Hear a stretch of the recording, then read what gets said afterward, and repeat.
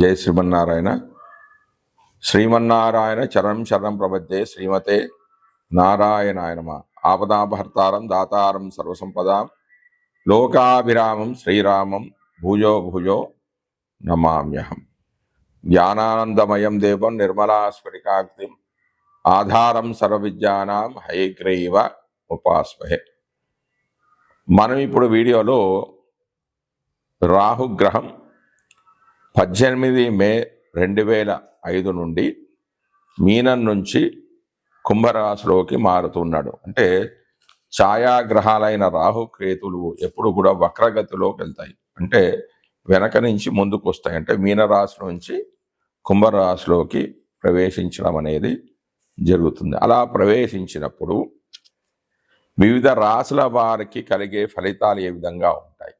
అయితే ఒక రాశి అంటే 3 నక్షత్రాలు.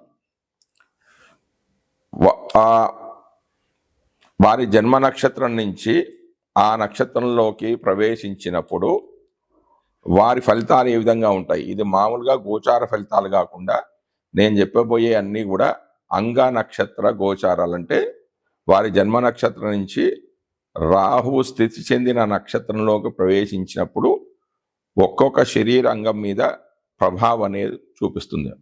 అంటే కొన్ని సందర్భాల్లో శుభ ఫలితాలు ఉంటాయి, కొన్ని సందర్భాల్లో అశుభ ఫలితాలు అనేవి ఉంటాయి. ఆ రాశిలో ఉన్న 3 నక్షత్రాల వారికి ఒకే రకమైన ఫలితాలు ఉండవు. అంటే ఉదాహరణకి అశ్విని నక్షత్రం వారికి శుభ ఫలితాలు ఉండొచ్చు, భరణి నక్షత్రం వారికి అశుభ ఫలితాలు ఉండొచ్చు, మళ్ళా కృతికా నక్షత్రం వారికి శుభ ఫలితాలు కానీ అశుభ ఫలితాలు కానీ ఉండొచ్చు. వాటిని ఆధారంగా చేసుకొని నేను ఇప్పుడు మీకు ఫలితాలు అనేవి చెప్పబోతున్నాను. ముందుగా అసలు రాహుకేతుల గురించి కొంచెం తెలుసుకునే ప్రయత్నం చేద్దాం. రాహుకేతువులు ఫలితాలు. పరాశర మహాముని బృహత్ పరాశర హోరలో 12 గ్రహాలను గురించి చెప్పడం జరిగింది. అవి ఏంటి? రవి, చంద్ర, కుజ, బుధ, గురు, శనులు, శుక్రుడు. ఇవి దృశ్య రూపంగా చెప్పాడు, అంటే ఇవి కంటికి కనిపిస్తాయి. 5 గ్రహాలు అదృశ్య రూపంగా చెప్పాడు, అంటే ఇవి కంటికి కనబడవు. అవి ఏంటంటే రాహువు, కేతువు, ధూమ, పరివేష, ఇంద్ర, ధనస్సు అనేవి ఖగోళంలో అంటే ఆకాశంలో చూడడానికి అస్సలు కనపడవు. ఈ 5 గ్రహాలలో రాహుకేతులకు జ్యోతిష్ శాస్త్రంలో విశేషమైన ప్రాముఖ్యత అనేది ఇవ్వబడింది. భూమి సూర్యుని చుట్టూ తిరుగు మార్గం, దీన్ని కక్ష అంటారు. ఈ కక్షకు కాంతి వృత్తం అని పేరు. చంద్రుడు భూమి చుట్టూ తిరుగుతున్నప్పుడు కలుగు చంద్రకక్ష ఈ కాంతి వృత్తాంతాన్ని 2 స్థానాలు అనగా 2 స్థాలు ఖండిస్తూ ఉంటుంది. చంద్రుడు దక్షిణ నుండి ఉత్తరానికి పోవు మార్గాలలో ఖండించు బిందువుకు రాహు అని పేరు. ఉత్తరము నుండి దక్షిణానికి పోవు మార్గంలో ఖండించు బిందువునకు కేతువు అనే పేరు. కాంతి వృత్తానికి చంద్రకక్షకు 5 భాగాల దూరంలో ఉంటుంది. ఇట్టి ఖండన బిందువులు సూర్యునికి తప్ప మిగిలిన 6 గ్రహాలకు కూడా ఉంటాయి. పురాణాల్లో ఈ రాహుకేతుల గురించి ఒక కథ కూడా ఉంది. అదే ఈ విషయాన్ని మన పూర్వులు చక్కగా ఒక కథ వలె అల్లారు. అదేంటంటే సూర్యుడు మహావిష్ణువు అన్నమాట. క్రాంతి మండలము విష్ణు చక్రము. చంద్రకక్ష క్రాంతి మండలమును ఖండించు బిందువులే రాహుకేతువులు. జ్యోతిష్ శాస్త్రంలో ఈ రాహుకేతువులకు విశేషమైన ప్రాముఖ్యత అనేది కల్పించబడింది. క్రాంతి మండలము భూమి పరిభ్రమించు మార్గము, సూర్యుని స్థానమును సూచిస్తూ ఉంటుంది. రెండవది మనము జన్మించే సమయంలో భూమి ఆకాశమున కలస్థానము, ఇది జన్మలగ్నంలో చెప్పబడుతూ ఉంటుంది. ఇవి నైసర్గిక పాపగ్రహాలుగా చెప్పబడ్డాయి. కానీ 3, 6, 11 స్థానాల్లో ఉన్నచో యోగిస్తూ ఉంటాయి. అయితే రాహు కేతువులు 10వ స్థానంలో కూడా యోగిస్తారు. వీరి నైసర్గిక శుభగ్రహాలతో కలిసి 3, 6, 11 స్థానాల్లో ఉన్నచో బాగా యోగిస్తూ ఉంటారు. శనివత్ రాహు కుజవత్ కేతు అని చెప్పబడింది. అంటే రాహు శనితో సమానుడు, కేతువు కుజునితో సమానుడు. రాహుకేతువులు 3, 6, 11 స్థానాల్లో ఉండి శుభుల చేత చూడబడినను యోగిస్తూ ఉంటారు. ఇవి ఛాయాగ్రహాలగుటచే స్వతంత్రంగా ఫలితాలు ఇవ్వజాలక ఎవరితో కలిసి ఉందురో, ఎవరి ఇంటిలో ఉందురో, ఎవరిచే బడుచుండురో వారిలో బలాధికము ఇచ్చు ఫలితములు ఇచ్చెదరని చెప్పబడింది. కానీ ఈ అభిప్రాయాన్ని కొందరు అంగీకరించడం లేదు. రాహుకేతువులకు కూడా ఉచ్చ స్వక్షేత్ర మిత్ర నీచ స్థానాలు కల్పించబడుటచే వారి స్థితిని బట్టి ఇతర గ్రహములకు వలనే ఫలితములు తెలియజేయవలనని చెప్పి ఉన్నారు. రాహుకేతువులు స్వతంత్రంగా యోగము ఇచ్చుట అనేది మనం అనుభవంలో కూడా చూస్తూ ఉన్నాం. రాహువు వ్యయంలో ఉన్నచో జాతకంలో పట్టిన ఇతర యోగములను కూడా బలహీనము చేయుచున్నాడు. కేతువు తృతీయంలో ఉన్నచో బాగా యోగిస్తున్నాడు. కేతువు తృతీయమునందే కాకుండా 12వ పుత్రుడైన బుధుని స్వక్షేత్రములైన కన్య రాహువునకు కూడా స్వక్షేత్రము అగుతూ ఉంది.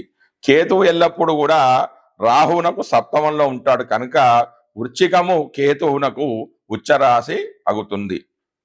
మీనం స్వక్షేత్రం అగుతూ ఉంటుంది. కేతువునకు మూల త్రికోణము మాత్రం ధనుసుగా చెప్పబడింది.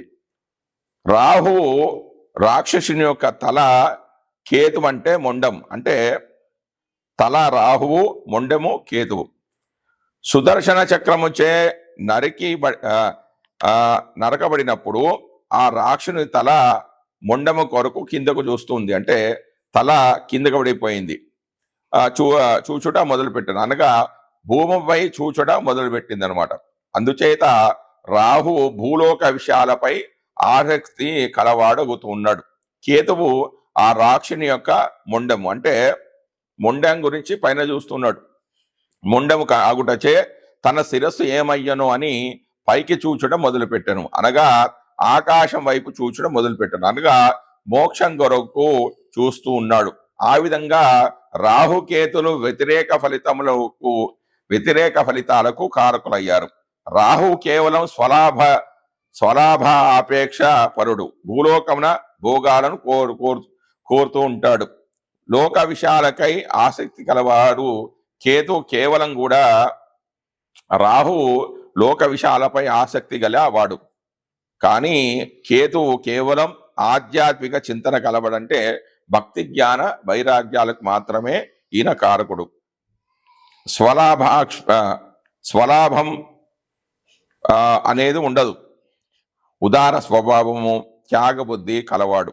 రాహు భోగం కొరకై అనేక మార్గాలుగా ధన సంపాదనకే చూస్తూ ఉంటాడు. అంటే భోగభాగ్యాలన్నీ అనుభవంలో ఉంటే తల్లికి కష్టము, మాతృసౌఖ్యం అనేది ఉండదు, విద్యాభంగం అనేది అవుతుంది. 5వ స్థానంలో ఉంటే సంతానం అనేది కలగదు, కలిగినా కూడా అది నిలవదు. 7వ స్థానంలో ఉన్న ద్వికలత్ర యోగము, అంతేకాకుండా కలత్ర మూలమున సౌఖ్యం అనేది ఉండదు, అంటే భార్య ద్వారా సుఖం అనేది ఉండదు. కలత్రంతో విరోధాలు ఏర్పడుతూ ఉంటాయి, అంటే భార్య భర్తలు ఎప్పుడు కూడా గొడవ పడుతూ ఉంటారు. 9వ స్థానంలో ఈ విధంగా ఉన్న పితృ సౌఖ్యము అనేది ఉండదు, అంటే తండ్రితో పడదు. పిత్రార్జితం కూడా ఉండదు, అంటే తండ్రి ద్వారా వచ్చే ఆస్తిపాస్తులు కూడా జాతకుడికి సంక్రమించదు. 10వ స్థానంలో ఉద్యోగ భంగము, ఉద్యోగంలో చికాకులు.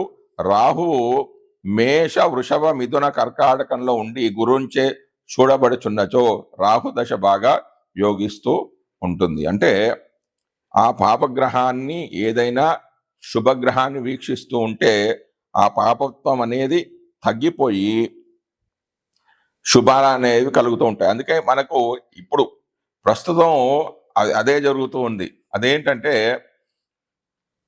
మిథునంలో ఉన్న గురుడు కుంభంలో ఉన్న రాహును చూస్తున్నాడు, అంటే నవమ దృష్టి చేత చూస్తున్నాడు. కొన్ని కుజుడికి, శనికి గురువుకి కొన్ని ప్రత్యేకమైన దృష్టులు అనేవి ఇచ్చాడు. ముఖ్యంగా సంపూర్ణమైన శుభగ్రహం ఏదంటే గురువు. ఆ గురువు ఎవరిని చూస్తున్నాడు? రాహును చూస్తున్నాడు. నవమ దృష్టి చేత చూస్తున్నాడు. కాబట్టి ఇక్కడ 12 రాసుల వాళ్ళు గమనించాల్సిన విషయం ఏంటంటే, ఎవ్వరికి కూడా ఈ సంవత్సరము మీనరాశి నుంచి కుంభరాశిలోకి ప్రవేశించడం వల్ల ఎవరికి కూడా రాహుగ్రహం వల్ల, రాహు మారడం వల్ల ఎలాంటి చెడు అనేది ఎక్కువ చాలా తక్కువ జరుగుతుంది. అంటే కొన్ని నక్షత్రాల వారికే, ఆ కొన్ని రాశులలో కొన్ని నక్షత్రాల వారికే అశుభ ఫలితాలు అనేవి కలుగుతాయి. అది కూడా కొంతమే జరుగుతాయి, కొంతకాలమే ఉంటాయి, ఒక నెల 2 నెలలే ఉంటాయి. ఎందుకంటే శుభగ్రహమైన రాహువు నవమ దృష్టి చేత గురువు రాహువును చూస్తున్నాడు. కాబట్టి ఆయన అశుభ ఫలితాలు ఇవ్వకుండా కొన్ని శుభ ఫలితాలు ఇస్తారంటే, కొన్ని మొండిగా కొన్ని ఆగిపోయిన పనులన్నీ జరుగుతాయి, కొన్ని ప్రయత్నాలన్నీ కూడా జరుగుతాయి. రాహుగ్రహం మీనరాశి నుంచి కుంభరాశిలోకి ప్రవేశించినప్పుడు మకర రాశి వారికి రాహు ఇచ్చే గోచార ఫలితాలు గురించి మనం తెలుసుకుందాం. రాహు మకర రాశి వారికి ద్వితీయంలో సంచరిస్తున్నాడు. అసలు ద్వితీయంలో ఉన్నవేంటి? ధనం ధాన్యం కుటుంబంచ మృత్యుజాలామ మిత్రకం ధాతురత్నాదికం సర్వం ధనస్థానాన్ని నిరీక్షయేత్. అంటే ధనధాన్యాలు, కుటుంబము, మృత్యువు, అమిత్రులు అంటే శత్రులు మొదలైన వారు, ధాతువులు అంటే బంగారం, వెండి మొదలైన సంపద, రత్నాదుల యొక్క విచారణ ద్వితీయ భావంలో ఉన్నాయి. వాక్కు మరియు విద్యా సంబంధిత విషయాలు కూడా ఈ భావంలో ఉన్నాయి. మకర రాశిలోని ఉత్తరాషాఢ, శ్రవణ నక్షత్ర జాతకులు మాత్రం రాహు శుభ నక్షత్రంలో సంచరించడం వల్ల శుభ ఫలితాలు అనేవి గోచరిస్తాయి. అవి ఈ విధంగా ఉన్నాయి.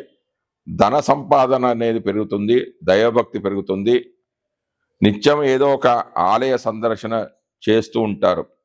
కుటుంబంలో శాంతి సౌఖ్యాలు నెలకొల్టాయి. ధన సంపాదన కోసం చేసే ప్రయత్నాలు సఫలీకృతులు అవుతారు. తమ యొక్క మృదువైన వాక్కుల ద్వారా ఇతరులను ఆకర్షించడం జరుగుతుంది. విలువైన వస్తువులను సంపాదించుకుంటారు. అయితే మకర రాశిలోని ధనిష్ట నక్షత్ర జాతకులకు 2 ఆగస్టు 2026 నుండి 4 డిసెంబర్ 2026 వరకు రాహు ఈ జన్మ నక్షత్రంలో సంచరించడం వల్ల చెడు ఫలితాలు అనేవి కలుగుతాయి. జై శ్రీమన్నారాయణ. సంబంధించిన ఈ దిగువ తెలిపిన వస్తువులను దానం చేయాలి. ఏంటి? బంగారము, సప్తధాన్యాలు అంటే మినుములు, పెసలు, శనగలు, బార్లీ, బియ్యము, గోధుమలు, ఉలవలు, ఇవి దానం చేయాలి. ఇంకా నీలి వస్త్రము, ఇనుము, నువ్వులు, కంబళి అంటే రగ్గు, కప్పుకునే చెద్దరు, శూర్పం అంటే చేట, నువ్వులతో నిండిన రాగి పాత్ర, ఖడ్గము అంటే కత్తి, బంగారంతో చేయించిన సర్ప ప్రతిమ, ఆ పాము యొక్క బొమ్మ ప్రతిమ, సీసము, ఆవాలు, గుర్రము మొదలైన వస్తువులన్నిటినీ కానీ లేదా యథాశక్తిగా వీటిని అన్నీ ఇస్తే కూడా మంచిదే, లేకపోతే యథాశక్తిగా సంపాదించిన కొన్ని వస్తువులను కానీ దానం చేయటం వల్ల రాహుగ్రహ శాంతి అనేది కలుగుతూ ఉంటుంది. శని, రాహు, కేతు గ్రహాల పీడతో బాధపడుతున్న వారు ప్రతిరోజు కూడా ఉదయం సాయంత్రం వేళలో సాంబ్రాణి ధూపం వేయుట మరియు ఆ ధూపాన్ని వేయడం ద్వారా వచ్చే పొగను పీల్చడం ద్వారా కూడా మంచి ఫలితాలు అనేవి కలుగుతాయి. ఆ పొగను పీల్చితే కూడా అశుభ ఫలితాలు అనేవి తొలగిపోతాయి. ఏనుగు దంతాలతో తయారు చేసిన వస్తువులను జలంతో ఉంచి స్నానం చేయుటను ఉత్తమ స్థానంగా చెప్పారు. మరియు ఆ జలంలో గోమూత్రము, నువ్వులాకులు వేసి బాగా కాచి ఆ నీటితో స్నానం ఆచరించడం వల్ల కూడా ఉత్తమమైన ఫలితాలు కలుగుతాయి.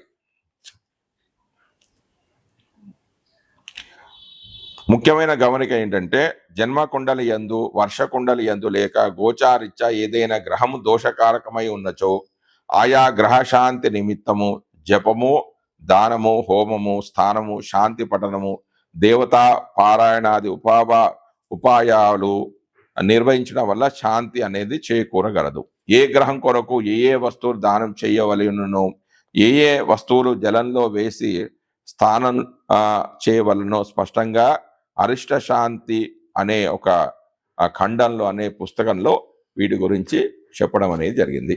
జై శ్రీమన్నారాయణ.